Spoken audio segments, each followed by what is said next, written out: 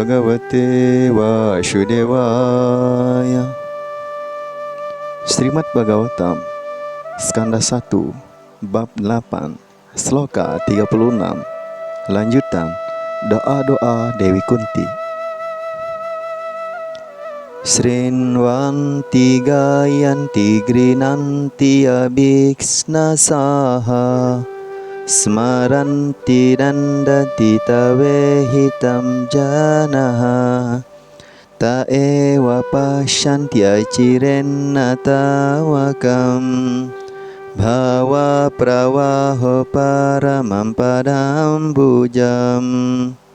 Artinya, oh Krishna, barang siapa yang senantiasa mendengar, memuji, dan membacakan kegiatan rohanimu, atau turut bersuka cita apabila orang lain melakukan demikian, pasti dapat melihat kaki Padmamu, satu-satunya yang menghentikan putaran kelahiran dan kematian. Penjelasan dari Yang Maha Berkarunia, isi Bhaktivedanta Swami Prabhupada. Wujud visual Sri Krishna, personalitas tertinggi Tuhan yang Maha Esa, tak terlihat oleh indera orang yang sedang tertutupi keduniawian. Untuk sampai pada tingkatan melihat wujud visual Krishna, yang harus seseorang lakukan adalah mengembangkan kesadaran spiritualnya saat ini hingga mampu melakukan pelayanan bakti kepada Tuhan yang Maha Esa secara spontan.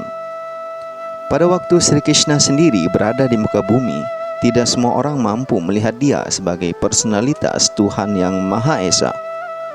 Jiwa-jiwa yang masih ditutupi oleh ahankara seperti Rawana, Hiranyakasipu, Kamsa, Jarasandha, dan Sisupala, kendati sudah sangat kaya dan cerdas secara material, tidak mampu menghargai kehadiran Tuhan.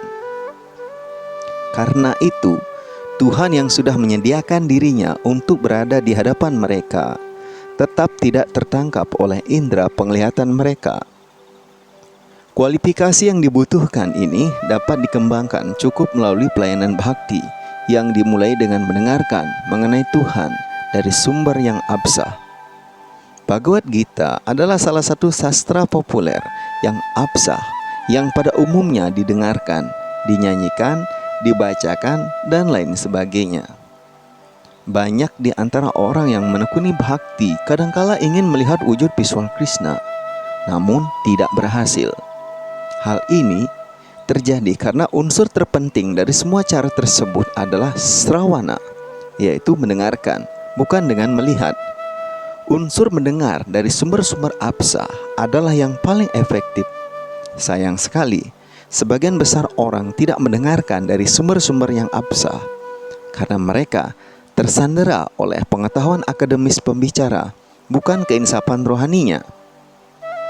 Orang yang bukan otoritas tersebut mungkin memiliki pengetahuan tinggi secara akademis, namun karena mereka tidak mengikuti prinsip-prinsip bhakti, mendengar dari mereka berarti pemborosan waktu. Sering mereka menafsirkan isi sastra itu sesuai dengan kepentingan mereka masing-masing. Oleh karena itu, supaya meraih manfaat yang maksimal, pertama-tama seseorang harus mendengar dari penceramah yang bona fide dan kemudian mengikuti petunjuk beliau. Apabila proses mendengar telah sempurna dan lengkap, maka proses-proses lainnya sempurna dengan sendirinya. Tuhan melakukan berbagai macam kegiatan rohani yang semuanya sangat menarik untuk dikaji, sebab setiap kegiatan Tuhan pasti mengandung makna yang sangat dalam. Makna dari kisah-kisah tersebut bisa dipetik dari cara mendengar dan bercerita melalui proses yang sempurna. Di dalam Srimad Bhagavatam, kegiatan Tuhan yang diawali hubungannya dengan Pandawa diuraikan dengan sangat indah. Banyak kisah lain yang menceritakan urusannya dengan para asura serta kegiatannya bersama para dewa. Dalam skanda 10 dijelaskan mengenai kegiatannya yang sangat luhur bersama para kekasih rohaninya, yaitu para gopi, dan juga bersama istri-istri yang dia nikahi di Dwaraka. Juga disebutkan, karena kemutlakannya maka tidak ada perbedaan tertinggi rendah dalam sifat rohani tiap-tiap perbuatan Tuhan. Tetapi banyak orang yang salah kaprah dalam mengikuti proses tersebut, yaitu hanya mengenal bagian yang paling dalam dari sastra suci ini. Banyak yang mengira bahwa Bhagavatam identik dengan kegiatan Krishna bersama para gopi saja, lalu menyamakannya dengan kisah roman biasa. Hal itu didorong oleh kecenderungan biologisnya. Oleh karena itu, penceramah yang benar-benar mengerti bagian yang paling dalam dari Bhagavata Purana tersebut, yaitu bagian yang mengisahkan kegiatan Tuhan bersama para gopi, tidak pernah mengikuti selera para pendengar yang semacam itu. Ia akan memulai dari memberikan filosofi dasarnya, yaitu skanda-skanda awal Srimad Bhagavatam, seperti cara mempelajari bab-bab awal dari semua kitab suci lainnya. Dan itu akan membantu pendengar dalam mencapai kesempurnaan secara bertahap. Karena itu, hendaknya orang jangan pernah menganggap bahwa urusan Krishna bersama Pandawa kurang penting dibandingkan urusannya dengan para gopi. Kita harus selalu ingat bahwa Tuhan senantiasa bertempur di luar segala jenis ikatan material. Dalam semua aktivitasnya, Tuhan selalu menjadi penolong dalam segala keadaan. Dan mendengar kisah-kisah heroiknya, atau mengenai perlawanan para penyembahnya, atau bahkan pihak yang menjadi lawannya, sangat membantu kita untuk maju dalam kehidupan spiritual. Dikatakan bahwa kitab-kitab Weda, Purana, dan lain sebagainya semuanya disusun untuk membangkitkan kembali hubungan kita yang telah terlupakan dengan Tuhan. Kegiatan mendengar dari semua kitab suci tersebut adalah syarat mutlak. Selanjutnya, sloka 37. Apyadyanastvam swakritehita prabhu jihasasi svit suhrido nujivinaha yesham na chanyat bhavata padambujat parayanam rajasu yojitam hasam.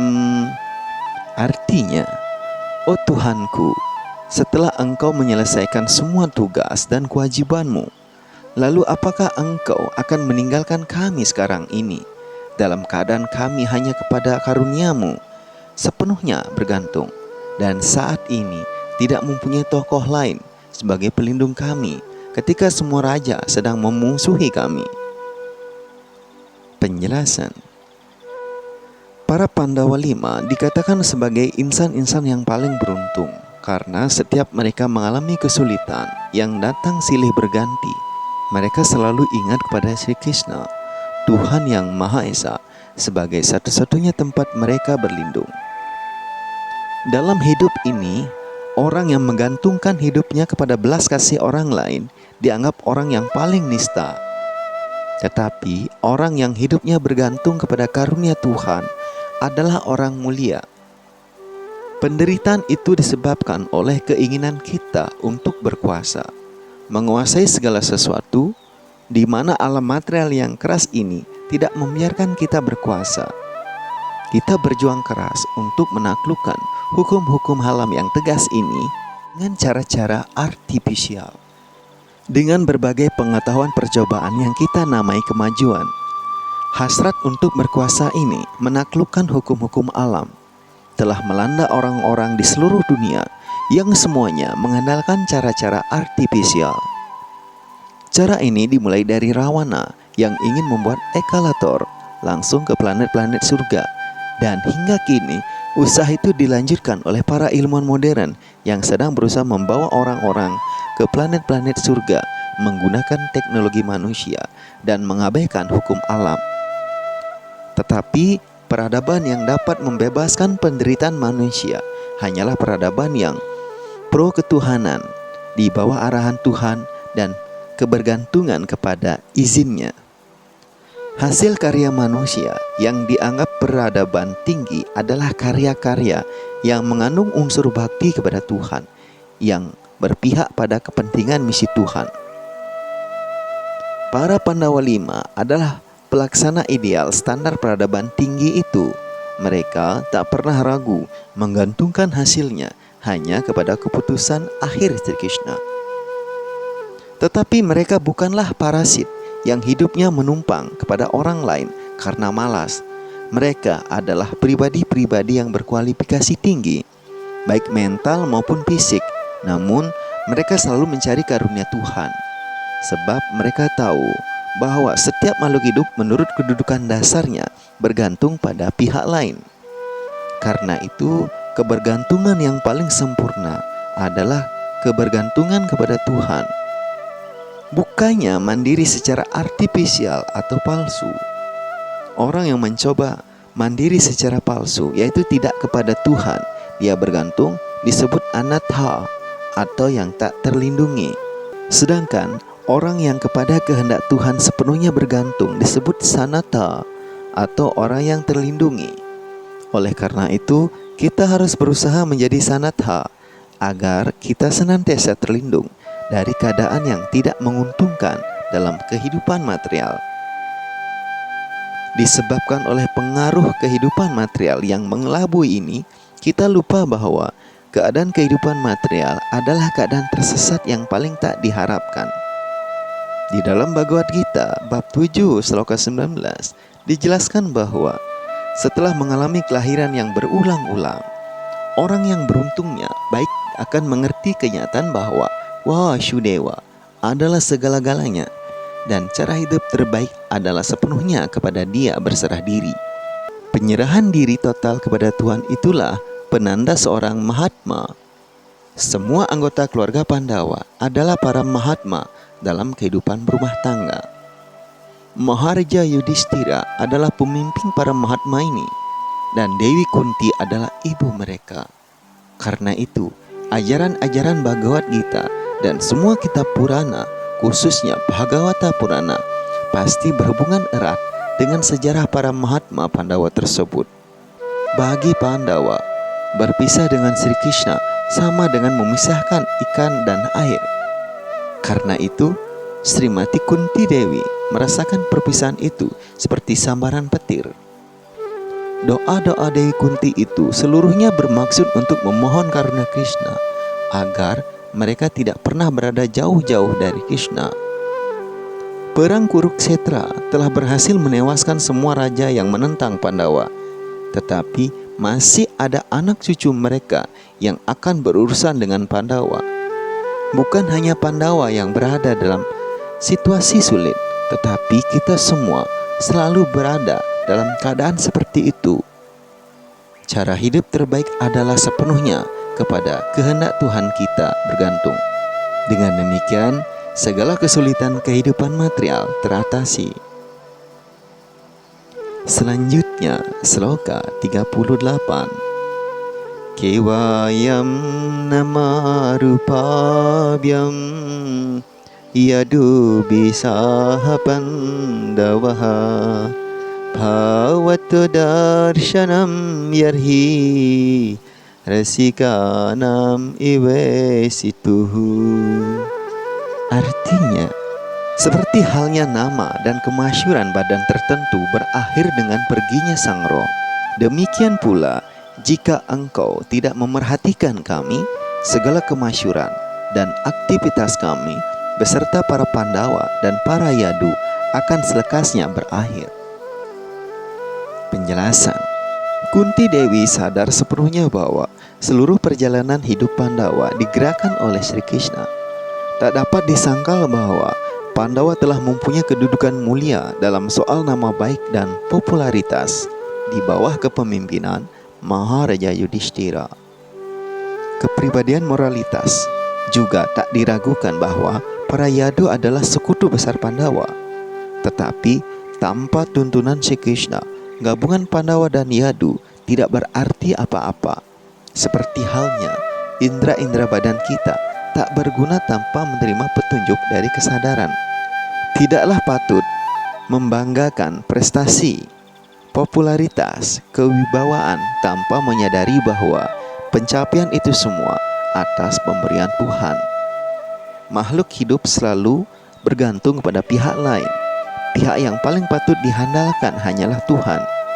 Karena itu, apabila kita dapat menciptakan berbagai kekuatan hasil kemajuan material kita untuk melawan sesuatu tantangan, Namun tanpa dukungan dari Tuhan, semua itu akan sia-sia dalam keadaan mengenaskan, betapapun hebat rancangannya. Selanjutnya, sloga 39.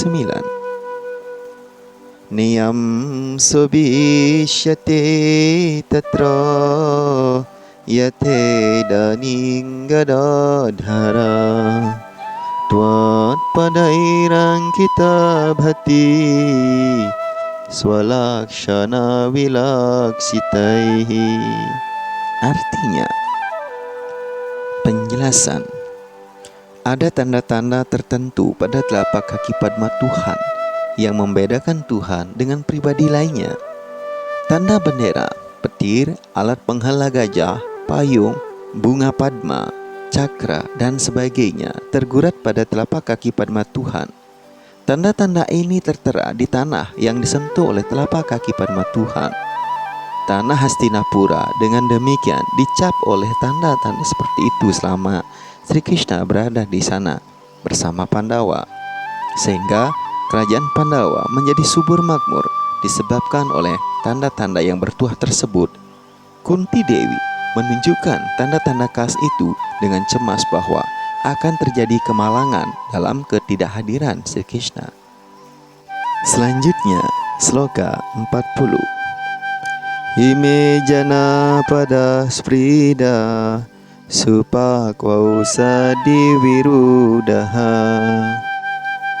Wanadri Nadiau dan Wanto He edhante tawa wiksitaihi. Artinya, semua kota dan desa ini makmur dalam segala hal karena rempah-rempah dan pangan seperti beras ada secara berlimpah.